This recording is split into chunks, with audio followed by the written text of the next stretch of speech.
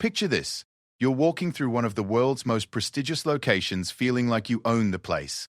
The sun is shining, your camera is ready, and you spot what appears to be the perfect photo opportunity. A perfectly still figure stands before you, dressed in elaborate uniform, looking exactly like those tourist attraction statues you've seen in movies. Without a second thought, you approach with a grin, ready to have some fun and create a memorable vacation moment. But what happens when that statue suddenly moves? What happens when your innocent joke becomes a moment that changes everything? What happens when you realize you've just made one of the biggest mistakes of your life in front of thousands of witnesses? This is the story of Marcus Chen, a tech entrepreneur from California, whose vacation photo attempt became an international incident that taught him the most expensive lesson of his life. It's a story about respect, consequences, and how a single moment of poor judgment can spiral into something far beyond what anyone could imagine. Some stories make you laugh, others make you cringe. This one will make you question everything you think you know about harmless fun and the invisible lines we cross without realizing it. Because sometimes, the joke is on us. Marcus Chen adjusted his expensive camera strap and stepped out of the black taxi onto the cobblestone streets of London. The morning air was crisp, carrying the faint scent of rain from the night before. At 32, Marcus had built a successful software company in Silicon Valley, and this European vacation was his first real break in 3 years. He had planned everything meticulously, from the 5-star hotels to the exclusive restaurant reservations, but what he wanted most were the perfect photos to share with his 2 million social media followers. His phone buzzed constantly with notifications from his latest viral post about his private jet journey. Marcus thrived on attention, and his followers loved his luxury lifestyle content. He had built his personal brand around being bold, irreverent, and unafraid to push boundaries. That personality had made him rich, and he saw no reason to change it now. The taxi driver, an elderly man named George, who had been driving tourists around London for 30 years, glanced at Marcus through the rearview mirror. "First time in London, mate?" "Yeah, but I've done my research," Marcus replied, scrolling through his phone. "I know all the best spots for content: Buckingham Palace, Tower Bridge, the London Eye. My followers are expecting something special." George nodded knowingly. He had seen countless tourists like Marcus, always in a hurry, always looking for the perfect shot. "Well, you picked a good day for it. Weather's cleared up nice, and the changing of the guard ceremony is at 11:30. Quite a spectacle it is." Marcus looked up from his phone with interest. "Changing of the guard? That sounds perfect for content. Are those guys the ones who stand perfectly still like statues?" "The Queen's Guard, yes," George explained as he navigated through the London traffic. "Been protecting the royal family for centuries. Very serious business, that. They take their duty quite seriously. Perfect statues for photos, I bet," Marcus chuckled, already imagining the viral potential. "My followers would love to see me having some fun with them." George's expression shifted slightly, and he caught Marcus's eyes in the mirror. "Might want to be careful with that sort of thinking, mate. Those aren't performers or tourist attractions. They're active military soldiers doing a very important job." Marcus waved dismissively. "Come on, they're basically living statues. It's harmless fun. I've seen videos online of tourists posing with them. It's what people do." The taxi turned down the mall, and suddenly Buckingham Palace came into view. Marcus pressed his face to the window, immediately pulling out his phone to start recording. The magnificent building stood proudly against the clear blue sky, its golden gates gleaming in the morning sunlight. Even someone as wealthy as Marcus had to admit he was impressed by the sheer grandeur of it all. "Right then, here we are," George announced as he pulled up to the designated tourist area. "That'll be £15. Marcus handed over the money without looking, still focused on getting the perfect establishing shot through the taxi window. "Thanks, man. This is going to be epic." As Marcus stepped out onto the sidewalk, he was immediately struck by the energy of the place. Hundreds of tourists milled about, cameras and phones raised, everyone trying to capture their perfect London moment. Street vendors sold miniature flags and postcards, while tour guides led groups of visitors around, pointing out various historical details. The palace itself was even more impressive up close. The red brick facade, the ornate balcony where the royal family appeared for public events, the famous golden gates with their intricate ironwork. It was like stepping into a living postcard. Marcus began recording immediately, narrating for his social media audience. "What's up, everyone? Marcus here, live from Buckingham Palace in London. This place is absolutely incredible, and I'm about to show you some content you've never seen before. We're going to have some real fun today. He walked closer to the gates, joining the crowd of tourists who were pressed against the iron bars, trying to get the best photos. The palace grounds stretched out before them, immaculately maintained lawns and gravel pathways leading to the main building. In the distance, Marcus could see several figures in red uniforms and tall black hats moving with precision and purpose. "Oh, this is perfect," he murmured to himself, zooming in with his camera. The figures were clearly the famous Queen's Guard that George had mentioned. Even from a distance, Marcus could see how still and formal they stood, like something out of a movie. A family from Germany stood nearby, and Marcus overheard them talking about the upcoming ceremony. The father was explaining to his young children how the guards had been protecting the British royal family for hundreds of years, and how their colorful uniforms and bearskin hats were steeped in tradition and honor. Marcus rolled his eyes slightly. Everyone was always so serious about tradition and history. He understood the importance of respecting culture, but he also believed that life was meant to be fun, and his followers expected him to be entertaining. That's what had made him successful. His willingness to be bold when others were cautious. He spent the next hour exploring the area around the palace, taking dozens of photos and videos. He captured shots of the Victoria Memorial, the beautiful architecture of the surrounding buildings, and the steady stream of tourists from around the world. His phone kept buzzing with likes and comments from his earlier posts, fueling his excitement for bigger and better content. As 11:30 approached, the crowd began to thicken. Word had spread that the changing of the guard ceremony was about to begin, and tourists jostled for the best viewing positions. Marcus used his height and assertive personality to work his way toward the front, ignoring the annoyed looks from people who had been waiting longer. "Excuse me, sorry, just need to get a good shot," he said repeatedly, pushing through the crowd with his professional camera raised above his head. A few people grumbled, but most tourists were too focused on the upcoming ceremony to object strongly. Then the music began. The distinct sound of military drums and brass instruments echoed across the palace grounds, and the crowd fell into an excited hush. From the distance, Marcus could see a procession approaching. Dozens of guards in their iconic red tunics and towering bearskin hats, marching in perfect formation. The precision was remarkable. Every step was in perfect unison, every movement calculated and exact. The guards' faces were completely expressionless, their eyes fixed straight ahead as if nothing else in the world existed. Marcus had to admit it was impressive, even if he thought they were taking themselves a bit too seriously. As the ceremony progressed, Marcus documented everything. He got shots of the intricate marching patterns, the ornate weapons the guards carried, and the way the crowd watched in respectful silence. But as spectacular as it was, he knew his followers would want something more personal, more interactive. The ceremony concluded, and most of the guards marched away, but several remained at their posts around the palace grounds.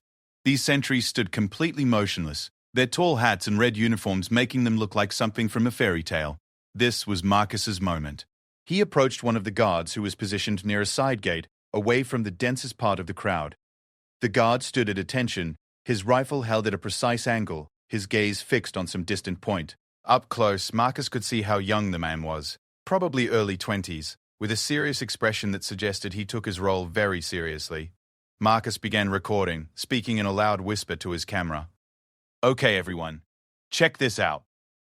I'm here with one of the famous Queen's Guards, and I'm going to see just how committed he is to this whole statue act." Several other tourists noticed what Marcus was doing and began gathering around, pulling out their own phones to record. Marcus loved having an audience. It always made his content better when other people were watching and reacting. He started with simple tests, waving his hand in front of the guard's face and making funny expressions. The guard remained completely motionless, not even blinking. Marcus grinned at his camera, clearly enjoying himself. "This guy is good," he announced to his growing audience. "But let's see how far we can push this." What Marcus didn't realize was that his loud commentary and increasingly bold behavior was drawing attention from more than just fellow tourists. Palace security had noticed the commotion, and they were watching carefully. The guard himself, Guardsman James Mitchell, was well aware of what was happening, but had been trained to maintain his position unless there was a direct threat or he received orders to move. Marcus's confidence grew with each passing moment, and each new like on his livestream. He moved closer to the guard, making exaggerated poses next to him and encouraging other tourists to join in. What had started as a simple photo opportunity was turning into a full-blown spectacle. "Come on, smile for the camera," Marcus said loudly, pointing his camera directly at the guard's face. "Don't you want to be famous?" The crowd around them had grown to about 20 people. all filming and laughing at Marcus's performance. Someone shouted encouragement, telling him to touch the guard's hat. Another person suggested he try to make the guard laugh. Marcus fed off the energy, his movements becoming more animated and his voice growing louder. He was in his element, performing for both his online audience and the crowd that had gathered around him. This was exactly the kind of content that went viral, spontaneous, bold, and just edgy enough to be memorable. But what Marcus failed to notice was the subtle change in the atmosphere around him. The laughter from some tourists was mixed with uncomfortable murmurs from others. Several people in the crowd were British locals who understood the significance of what they were witnessing, and they were not amused. An elderly British woman standing nearby turned to her companion and whispered, "This is disgraceful. That young man has no idea what he's doing." Her friend nodded grimly. Someone should tell him those guards are real soldiers, not street performers. But Marcus was too caught up in his performance to notice the disapproval from some members of his audience. His social media metrics were going crazy, with hundreds of new followers joining his live stream every minute. Comments were pouring in from around the world, mostly encouraging him to go further. As the crowd continued to grow and the situation escalated, none of them, not Marcus, not the tourists cheering him on, and not even the disapproving locals, realized that they were about to witness something that would change Marcus's life forever. The trap was set, though Marcus had no idea he was walking into it. In his mind, he was simply creating entertaining content and having harmless fun with a tourist attraction. But Guardsman Mitchell and the entire British military tradition he represented were about to teach Marcus a lesson about respect, consequences, and the difference between confidence and arrogance. The stage was set for a confrontation that would become international news within hours, and Marcus Chen was about to discover that some jokes have consequences far beyond anything he could have imagined. The morning sun climbed higher over London as Marcus's impromptu performance continued to draw more spectators. What had begun as a simple photo opportunity had transformed into something much larger, and Marcus was loving every second of it. His livestream viewer count had climbed to over 50,000, and the comments were flowing so fast he couldn't read them all. "This is incredible, guys," he whispered to his camera, while gesturing toward the motionless guard. "I've been testing this guy for 15 minutes now, and he hasn't moved a muscle. It's like he's actually made of stone." Guardsman James Mitchell had been standing at his post for 2 hours before Marcus arrived, and he would remain there for another hour regardless of what happened. At 23 years old, James had been serving with the Grenadier Guards for 3 years. He had deployed to Afghanistan, served in ceremonial duties at state functions, and had protected members of the royal family on numerous occasions. This wasn't his first encounter with disrespectful tourists, but something about Marcus's behavior felt different, more aggressive, more public. Through his peripheral vision, James could see the crowd growing larger. He could hear Marcus's running commentary getting louder and more theatrical. But his training had taught him to remain focused on his duty unless there was a genuine security threat or he received specific orders from his superiors. Marcus moved even closer, now standing just inches from the guard. The smell of gun oil and polished leather mixed with the London air. Up close, he could see the incredible detail in the guard's uniform, every button perfectly polished, every piece of equipment precisely positioned. Despite himself, Marcus was impressed by the level of precision and discipline it must take to maintain such standards. But those thoughts were quickly pushed aside by the rush of performing for his audience. He turned back to his camera with a mischievous grin. "Okay, we need to take this up a notch," he announced. "I'm going to see if we can get some kind of reaction. Maybe I can find his breaking point." The crowd pressed closer, everyone wanting to get their own footage of whatever Marcus was planning next. Phones and cameras were raised from every angle, creating a forest of recording devices all pointed at the same spot. Marcus began with what he thought were harmless pranks. He made faces directly in front of the guard's face, told loud jokes, and even started doing a silly dance around him. Each time the guard failed to react, Marcus felt more confident that he was dealing with nothing more than a very dedicated street performer. "Come on, man," Marcus said directly to the guard, his voice carrying clearly across the courtyard. "Give us a smile. You're going to be internet famous after this." "Don't you want to be part of something viral?" A middle-aged American tourist in the crowd shouted out. "Touch his hat. See if he moves then." The suggestion sent a ripple of excitement through the crowd. Several people began chanting, "Touch the hat! Touch the hat!" Marcus felt the pressure of his audience's expectations, and his performer's instincts kicked in. This was exactly the kind of moment that separated viral content from ordinary tourist videos. "You guys want to see me touch the hat?" Marcus asked his camera, playing up the drama. The livestream comments exploded with encouragement, flame emojis, and demands for more action. But as Marcus raised his hand toward the towering bearskin hat, something in the guard's posture shifted almost imperceptibly. James Mitchell had been tracking Marcus's movements since the beginning, and he recognized that the situation was escalating toward physical contact. His training had covered this scenario extensively. Marcus's fingers were just inches from the hat when he paused, suddenly aware that the crowd had gone unusually quiet. For the first time since arriving at the palace, he looked carefully at the faces around him. While many tourists were still grinning and recording, others looked uncomfortable, even worried. An older British gentleman in a wool coat stepped forward from the crowd. "Young man," he said in a crisp accent, "I really don't think you should do that." Marcus turned to face him, lowering his hand but keeping his camera rolling. "Why not?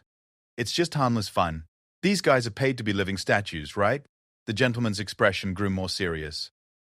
"These aren't performers, son. They're active-duty soldiers in Her Majesty's army. That young man you're harassing has likely served his country in combat. The uniform he's wearing represents centuries of military tradition." "Combat?" Marcus laughed, looking back at the guard with renewed interest. "Come on, he's standing guard at a tourist attraction. How dangerous can that be?" But the older man's words had planted a seed of doubt. Marcus looked more carefully at the guard's face and suddenly noticed details he had missed before. There were small scars on the man's hands.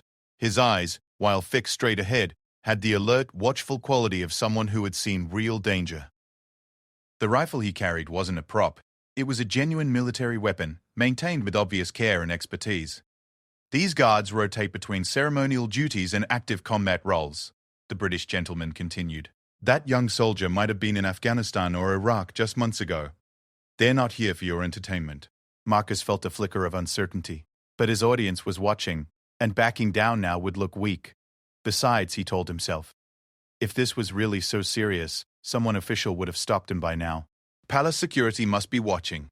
If they had a problem with what he was doing, they would have intervened. What Marcus didn't know was that palace security had indeed been watching, and they had been in communication with the guard's commanding officers. The decision had been made to allow the situation to continue for now, partly because Marcus hadn't yet crossed any legal lines, and partly because they believed he was about to learn a very valuable lesson about respect and consequences. "Look, I appreciate the history lesson," Marcus said to the British gentleman, "but I'm not hurting anybody. I'm just having some fun, and this guy is clearly trained to ignore distractions. It's all good." The crowd was getting restless, and Marcus could sense that he was losing their attention.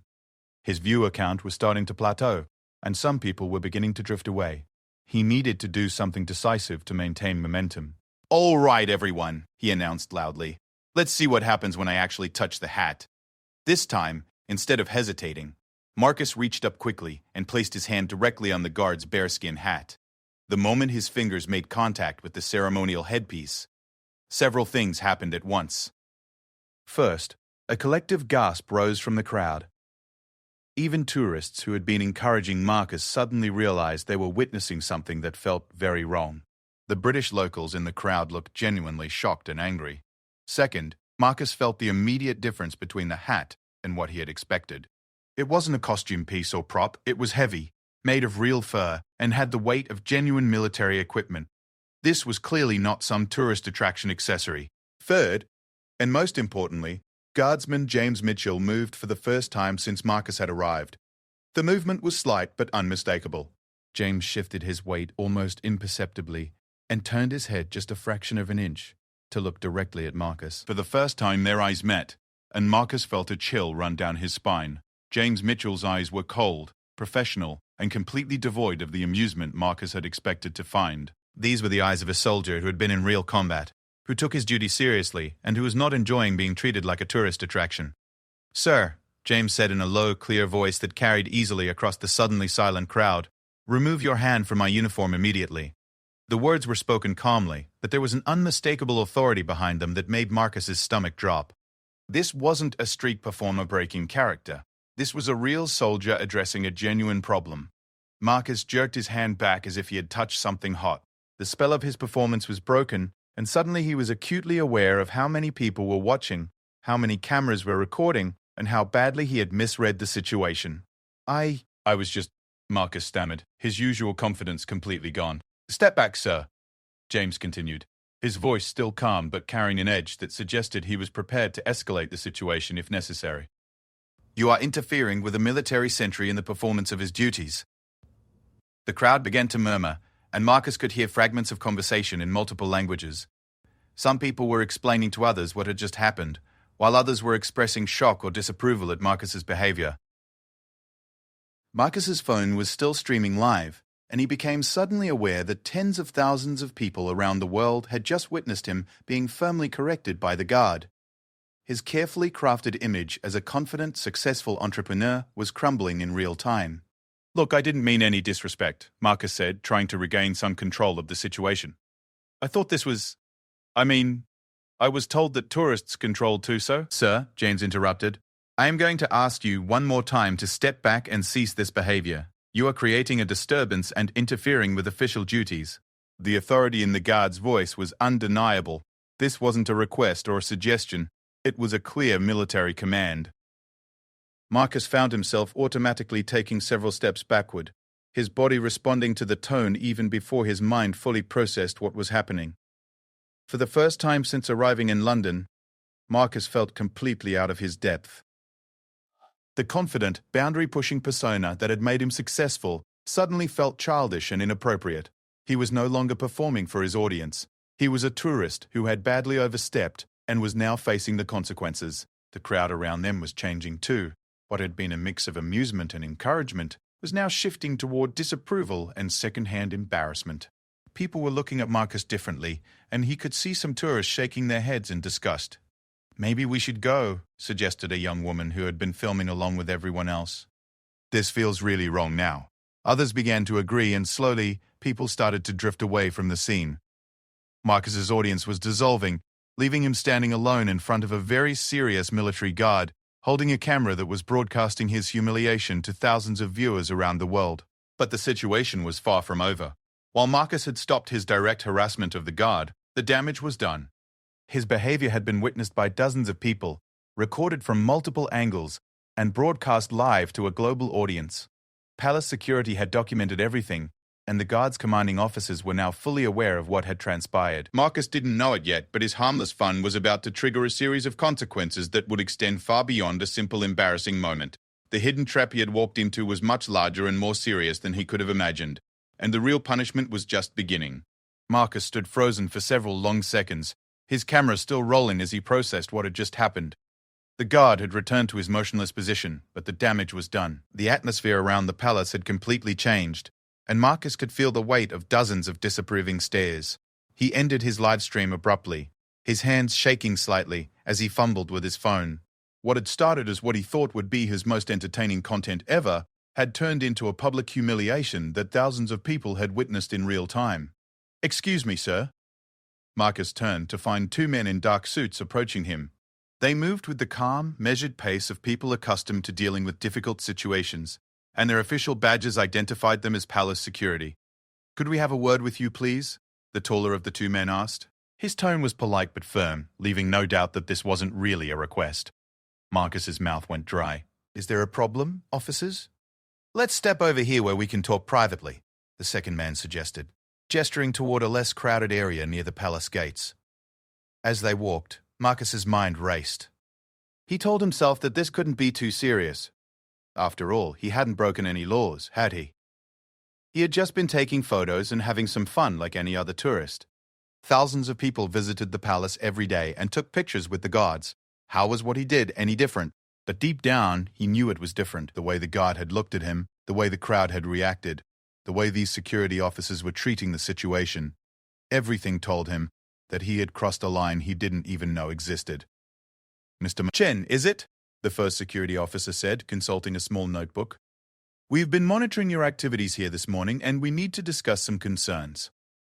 "How do you know my name?" Marcus asked, though he immediately realized how naive the question sounded. Of course they knew his name. He had been broadcasting live to the internet, and his social media profiles were public. "Sir, when someone creates a public disturbance at one of the most secure locations in the United Kingdom while broadcasting to thousands of people online, we make it our business to know who they are," the officer replied. "Now, are you aware that interfering with military personnel in the performance of their duties is a criminal offence under British law?" Marcus felt his stomach drop.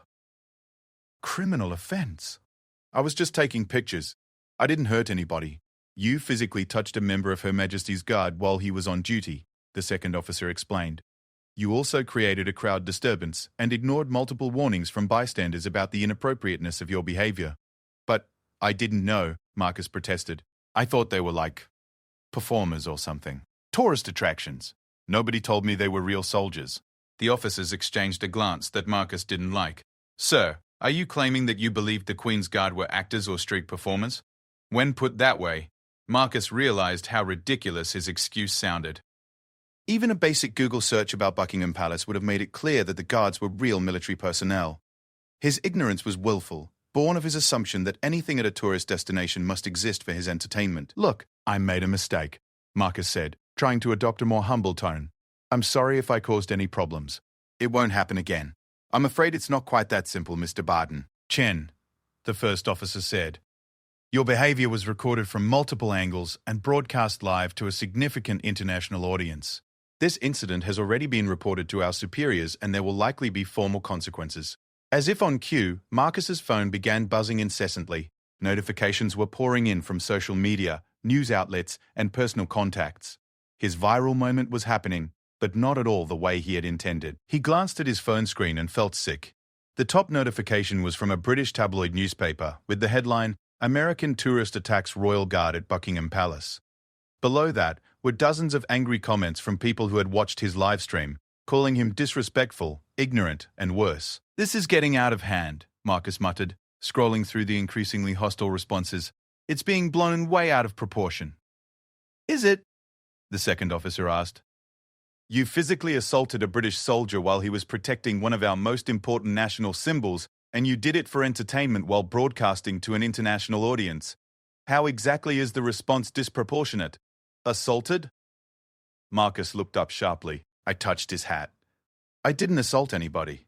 Sir, any unwanted physical contact with military personnel during the performance of their duties constitutes assault under British law. The fact that you believe touching his hat was minor doesn't change the legal definition of your actions. Marcus felt the ground shifting beneath his feet. This was spiraling into something far more serious than he had ever imagined possible. In his mind, he had simply been creating entertaining content, but apparently, he had actually committed a crime. What happens now? He asked, his voice smaller than before. For now, you're free to leave, the first officer said. But I strongly advise you to avoid any further incidents while you're in the United Kingdom. This matter is being reviewed by multiple agencies, and there may be additional consequences. As the officers walked away, Marcus stood alone near the palace gates, watching tourists continue to flow around him as if nothing had happened. But everything had changed. His phone continued to buzz with notifications, and when he finally worked up the courage to check his social media accounts, the scope of the disaster became clear. The video of his encounter with the guard was everywhere. It had been shared thousands of times across multiple platforms, and the comments were overwhelmingly negative. People were calling him a typical arrogant American, criticizing his disrespect for British culture, and demanding that he face serious consequences for his actions. Worse, the story was being picked up by major news outlets. CNN, BBC, Fox News, and dozens of other organizations were running stories about the incident. The headlines ranged from critical to outright condemning, and Marcus's face was being broadcast around the world alongside descriptions of him as a disrespectful tourist and social media influencer gone wrong. His business phone started ringing. The first call was from his company's public relations firm, and their tone made it clear that this was now a full-blown crisis. Marcus, what the hell is happening? His PR manager Sarah demanded. I'm getting calls from reporters asking about your arrest in London. I wasn't arrested, Marcus said quickly. It was just a misunderstanding. A misunderstanding that's been viewed by millions of people and is trending on every social media platform, Sarah replied. The company's stock price is dropping, we're getting cancelled events, and 3 major clients have already called asking if we're going to terminate our contracts with you. Marcus felt dizzy. His personal embarrassment was bad enough, but the idea that his business empire might be affected had never occurred to him. It'll blow over, he said. Though he wasn't sure he believed it himself. No, Marcus, it won't just blow over. This isn't some minor social media drama. You disrespected military personnel from one of America's closest allies while representing yourself as a successful American entrepreneur. The British government is officially reviewing the incident. This is an international diplomatic embarrassment. As Sarah continued explaining the scope of the crisis, Marcus walked through Hyde Park, trying to process what was happening to his life. Just a few hours ago, he had been a successful entrepreneur on vacation, looking forward to creating entertaining content for his followers. Now he was at the center of an international incident that was threatening everything he had worked to build. His phone rang again. This time, it was his mother calling from California. "Marcus, your father and I just saw the news," she said, her voice tight with worry. "What were you thinking?" "Mom, it's not as bad as it looks," he started to say. But even as the words came out, he knew they weren't true. "Not as bad as it looks?" "Marcus, you humiliated a soldier who was doing his job. You embarrassed yourself, your family, and your country. We raised you better than this." The disappointment in his mother's voice hit harder than any of the angry comments from strangers online. This was his family, the people who had supported him through years of building his business, and they were ashamed of him. After ending the call, Marcus sat on a bench in the park and tried to think rationally about his situation. The legal consequences seemed unclear, but potentially serious. The business implications were already becoming apparent and could be devastating. The personal humiliation was overwhelming and showed no signs of diminishing. But perhaps worst of all was the growing realization that he had been completely wrong about what had happened. This wasn't a case of a harmless joke being blown out of proportion by overly sensitive people.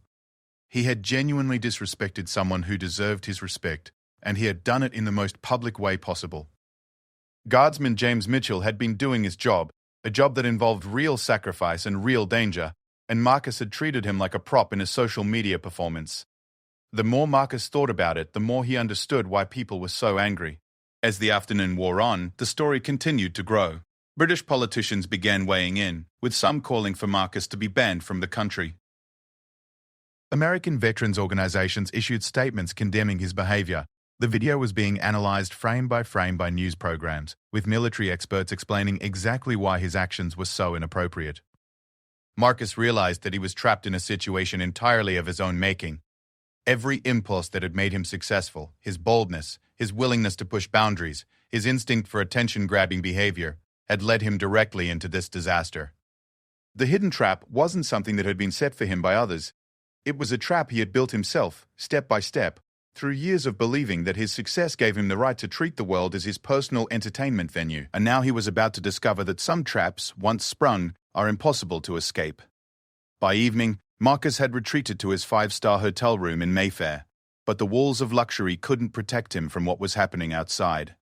Room service brought his dinner, but he couldn't eat. Every time he looked at his phone, the situation had gotten worse. The story had jumped from social media and news websites to primetime television. CNN was running a segment called "When Tourism Goes Too Far," featuring his incident alongside other examples of disrespectful tourist behavior around the world. BBC News had interviewed a military historian who explained the significance of the Queen's Guard and why Marcus's actions were particularly offensive to British sensibilities. Most devastating of all, Fox News had tracked down Guardsman James Mitchell's military record. The young soldier Marcus had harassed was revealed to be a decorated veteran who had served 2 tours in Afghanistan, had been wounded in combat defending British and Allied forces, and had received commendations for bravery under fire. James Mitchell isn't just some ceremonial guard, the news anchor explained to millions of viewers. He's a war hero who has literally put his life on the line for his country and its allies. The idea that this American tourist thought he could treat Guardsman Mitchell like a tourist attraction shows a stunning level of ignorance and disrespect. Marcus stared at the television screen, feeling sick to his stomach. The guard wasn't just some young soldier doing ceremonial duty. He was someone who had actually been in combat, who had been wounded defending others, who had earned the right to be treated with respect and dignity. And Marcus had treated him like a prop in a social media video. His phone rang. It was David Wong, his business partner and closest friend since college. "Marcus, I've been trying to reach you for hours," David said, his voice strained. "We need to talk." "I know it looks bad," Marcus began, but David cut him off. "It doesn't just look bad, Marcus. It is bad. I've been in emergency meetings all day with our investors, our board members, and our legal team. The consensus is unanimous. You need to step down as CEO immediately." Marcus felt like he had been punched in the stomach. "Step down? David, this will blow over. It's just bad publicity." "Just bad publicity?" David's voice rose in disbelief. Marcus, our biggest client just cancelled a $2 million contract because they don't want to be associated with someone who disrespects military personnel for entertainment. 3 of our employees have submitted resignations because they're embarrassed to work for the company. Our stock prices dropped 15% in one day. The financial implications hit Marcus like a freight train. His company wasn't just his business. It was his identity, his life's work, and the source of his wealth and status. The idea that it could all disappear because of a few moments of poor judgment seemed surreal. The board is meeting tomorrow morning, David continued. If you don't announce your resignation tonight, they're going to vote to remove you. At least if you resign voluntarily, you might maintain some dignity and preserve some equity in the company. David, you've been my best friend for 15 years, Marcus said desperately. You know I'm not a bad person. This was just a stupid mistake. There was a long pause before David responded. Marcus, I watched the video. I saw how you treated that soldier, how you ignored people who tried to warn you, how you played to the crowd for likes and views. That wasn't a mistake. That was you being exactly who you've become. What do you mean? You've changed, Marcus. Success has changed you. You used to care about other people, but somewhere along the way you started treating the world like it exists for your entertainment. This incident didn't happen because you made one bad choice. It happened because you've been making bad choices for years, and you finally did it somewhere with consequences. The words stung because Marcus recognized the truth in them. His success had made him feel invincible, entitled to push boundaries and ignore social norms, because he had always been able to charm or buy his way out of problems. After David hung up, Marcus sat in his hotel room staring out at the London skyline. The city lights twinkled below, but he felt utterly alone. Everything he had worked for was crumbling, and there seemed to be nothing he could do to stop it. His phone buzzed with a text message from an unknown British number. Mr. Chen, this is Guardsman Mitchell. I would like to speak with you if you're willing. My contact details are below. Marcus stared at the message in shock. The last person he expected to hear from was the guard himself. After everything that had happened, why would James Mitchell want to talk to him? With trembling fingers, Marcus dialed the number. Hello, came a calm, professional voice that Marcus recognized from their confrontation at the palace. Guardsman Mitchell? Marcus said. This is Marcus Chen. I got your message. Thank you for calling, Mr. Chen. I was wondering if you might be available to meet for coffee tomorrow morning. There are some things I'd like to discuss with you. Marcus was baffled. Yes, of course. But why do you want to meet with me? After what I did, Mr. Chen, what happened today has affected both of our lives in ways neither of us expected. I think we might both benefit from a conversation. They arranged to meet the next morning at a small cafe near Westminster Abbey. After hanging up, Marcus spent most of the night awake, trying to imagine what the guard might want to say to him. The next morning, Marcus arrived at the cafe early and sat nervously at a corner table. When James Mitchell walked in, Marcus was struck by how different he looked in civilian clothes. Without the elaborate uniform and ceremonial hat, he looked like what he was, a young man in his early 20s, serious but approachable. James ordered coffee and sat down across from Marcus. For a long moment, neither man spoke. Finally, James broke the silence. Mr. Chen, I want you to know that I don't harbor any personal anger toward you about what happened yesterday. Marcus looked up in surprise. You don't? No. What you did was disrespectful and inappropriate, but I don't believe you did it out of malice. I think you simply didn't understand what you were doing. I didn't, Marcus said quickly. I honestly thought you were like, I don't know, a street performer or something. I didn't realize you were a real soldier with real military experience. James nodded. That's what I assumed, and that's actually why I wanted to talk to you. He paused to sip his coffee before continuing. Mr. Chen, what's happened to you over the past day? The public humiliation, the business consequences, the personal attacks. That's what it feels like to be disrespected and have your dignity attacked in public. Marcus felt a chill of recognition. The difference, James continued, is that I'm trained to handle disrespect and maintain my composure, even when someone is deliberately trying to humiliate me. But imagine if you had done what you did to someone who couldn't fight back, someone who didn't have the training or the support system to handle it. I never thought about it that way, Marcus admitted. I've been reading about you since yesterday, James said. You're clearly intelligent and successful, but I think your success has insulated you from understanding how your actions affect other people. You've been able to push boundaries and ignore social norms because you've never faced real consequences. Marcus nodded, feeling ashamed. You're right. I've been able to buy or charm my way out of problems. I think I forgot that other people have feelings and dignity that matter.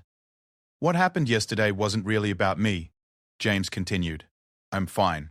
My military training prepared me for much worse than having a tourist touch my hat. But what concerns me is that this behavior pattern you've developed will hurt people who aren't as well equipped to handle it. For the first time since the incident, Marcus felt like he was having a genuine conversation with someone who wasn't trying to punish him or exploit the situation. James Mitchell was trying to help him understand something important about himself. What do you think I should do? Marcus asked. I think you should use this experience to become a better person, James replied. You have a platform, influence, and resources that most people don't have. You could use those things to set a better example, to show respect for others, to think about how your actions affect people who can't defend themselves. But my business is probably ruined, Marcus said. My reputation is destroyed. Maybe, James agreed. But reputations can be rebuilt if the change is genuine. The question is whether you want to rebuild the same reputation you had before, or whether you want to build something better. They talked for another hour, and by the end of the conversation, Marcus felt like he understood something fundamental about himself that he had never seen before. His success had made him careless with other people's dignity, and yesterday's incident was just the most public example of a pattern that had been developing for years. As they prepared to leave, James made one final observation that would stay with Marcus forever. Chen, yesterday you thought you were playing a harmless prank on a statue, but what you were really doing was testing whether someone would fight back when you disrespected them. The hidden trap wasn't that I was a real soldier. The hidden trap was that you had become the kind of person who thought it was acceptable to disrespect anyone, regardless of who they were. Walking back to his hotel, Marcus realized that James Mitchell had given him something unexpected. Not forgiveness exactly, but a path forward. The question now was whether he would be brave enough to take it. 6 months after the incident at Buckingham Palace, Marcus Chen stood in front of a very different kind of audience than he was used to. Instead of social media followers hungry for entertainment, he was addressing a room full of military veterans at a rehabilitation center in San Diego.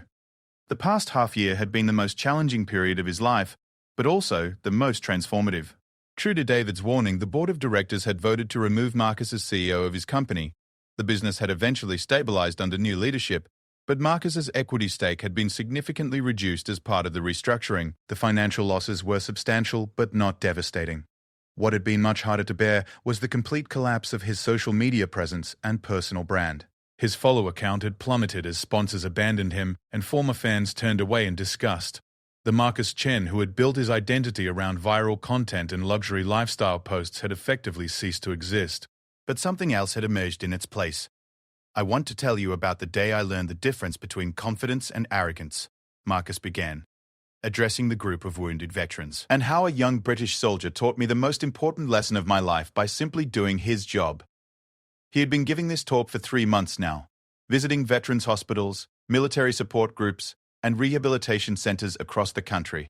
It wasn't part of any formal legal sentence. The British authorities had ultimately decided not to pursue criminal charges, especially after Guardsman Mitchell had spoken publicly about preferring education over punishment. Instead, this was Marcus's own idea, born from his conversation with James, and nurtured by months of reflection on what his life had become and what he wanted it to be.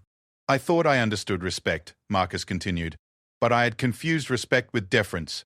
I thought because people deferred to my wealth and success, that meant they respected me. What I didn't understand was that real respect has to be earned through how you treat others, especially those who can't benefit you in return.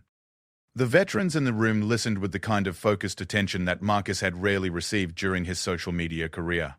These weren't people looking for entertainment or distraction. They were people who understood sacrifice, duty, and the cost of service in ways that Marcus was only beginning to comprehend. After his speech, a Vietnam veteran named Robert approached him. Robert had lost his left leg in combat and walked with the aid of a prosthetic. Son, Robert said, I appreciate what you're doing here, but I have to ask, is this genuine, or is this just another performance for you? The question was fair, and Marcus had learned to welcome such directness. 6 months ago, I probably would have said it was genuine even if it wasn't, he replied honestly. But I've learned to be more honest with myself. Part of this is probably still about rebuilding my reputation, but part of it is also about becoming the kind of person who deserves to have a good reputation in the first place. Robert nodded approvingly. That's the right answer, son. Anyone who claims their motives are completely pure is probably lying to themselves. Over lunch with the veterans, Marcus heard stories that put his own struggles into perspective. Men and women who had sacrificed years of their lives in service to their country, who had been wounded or traumatized in defense of others, who had returned home to face challenges that made Marcus's business problems seem trivial by comparison, but what struck him most was how little bitterness they carried. Despite everything they had endured, most of them approached life with a sense of purpose and dignity that Marcus envied. The thing about real hardship, explained Maria, a Navy veteran who had served 3 tours in the Middle East, is that it teaches you what actually matters. When you've seen people die for something bigger than themselves, it becomes harder to get worked up about minor inconveniences or personal slights. That evening, Marcus called James Mitchell, something he had been doing once a month since their meeting in London. Their conversations had evolved from awkward apologies on Marcus's part to genuine friendship built on mutual respect. "How did today go?" James asked. He was now serving with a different unit but still occasionally pulled ceremonial duty at various royal events. "Good, I think," Marcus replied, "though I'm never sure if I'm actually helping or just making myself feel better about what I did." "Probably both," James said, echoing Robert's earlier assessment. "But that doesn't make it less valuable. The fact that you're questioning your motives shows you're thinking about this the right way." James had become something of a mentor to Marcus, helping him understand concepts that had been foreign to his previous worldview. The idea that true strength came from restraint rather than dominance. The understanding that respect was earned through service to others rather than personal achievement. The recognition that dignity wasn't something you demanded, but something you demonstrated. "I've been thinking about our conversation that day in the cafe," Marcus said. "You told me that what I did to you wasn't really about you. It was about the pattern of behavior I had developed. I think I'm finally starting to understand what you meant." What do you mean? "I spent years treating people like supporting characters in my own story," Marcus explained. "Employees, customers, even friends. They were all just there to help me achieve my goals or provide content for my brand. I never stopped to consider that they had their own stories, their own dignity, their own right to be treated with respect."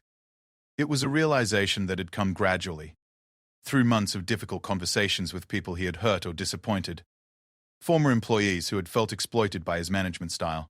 Business partners who had grown tired of his self-centered approach to decision-making. Friends who had felt used for social media content without their consent. The hardest conversation had been with David, his former business partner and oldest friend. "I need you to know that I forgive you," David had said during a difficult dinner conversation. "But I also need you to understand why I can't trust you the way I used to."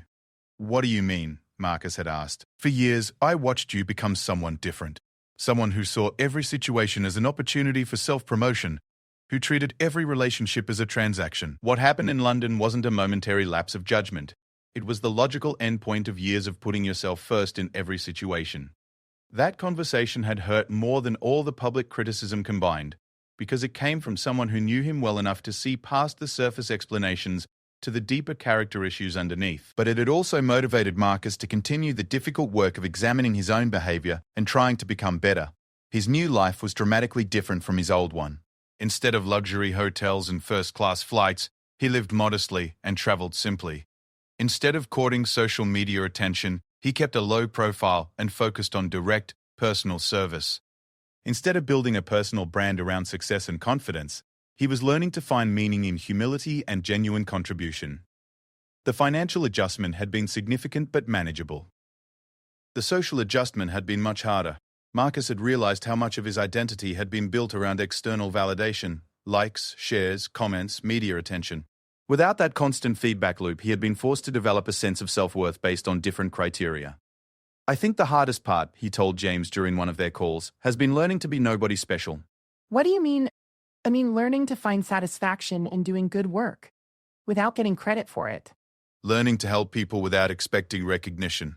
Learning to be just another person trying to do the right thing, instead of someone who deserves special attention because of their wealth or success.